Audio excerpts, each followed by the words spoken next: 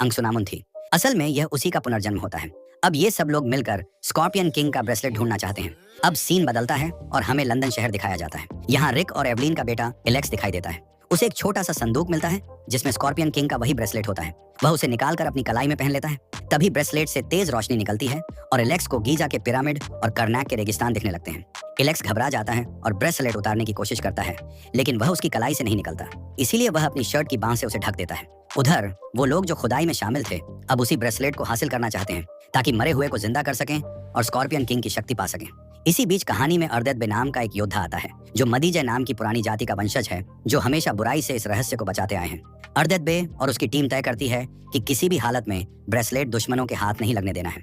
अब सभी लोग ब्रेसलेट को बचाने और दुनिया को बचाने के लिए निकल पड़ते हैं। एलेक्स उन सबको ब्रेसलेट दिखाता है और फिर सब एक गाड़ी में बैठकर म्यूजियम की ओर रवाना हो जाते हैं। रास्ते में अर्देत बे सभी को समझाता है कि जब एलेक्स ने स्कॉर्पियन किंग का ब्रेसलेट पहन लिया है तो अब 7 दिनों के अंदर वह ब्रेसलेट पूरी तरह सक्रिय हो जाएगा।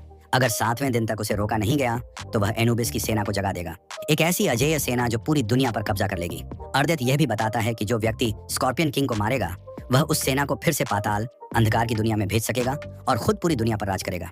इसी वजह से कुछ लोग इमोटेप को फिर से जिंदा करना चाहते हैं ताकि वह स्कॉर्पियन किंग को मार सके और फिर वही उस अजेय सेना का स्वामी बन जाए। अब इमोटेप को दोबारा जीवित कर दिया जाता है। वह और अंगसुनामुन, जो अब एक नई लड़की के रूप में पुनर्जन्म ले चुकी है, प्राचीन मिस्र की भाषा में आपस में बात करते हैं। अंगसुनामुन को अपने पिछले जन्म की सारी बातें याद होती हैं।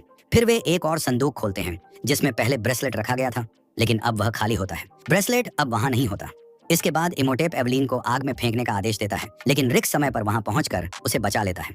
इसके बाद सभी लोग म्यूजियम से बाहर निकलकर एक डबल डेकर बस में बैठकर वहां से भाग जाते हैं।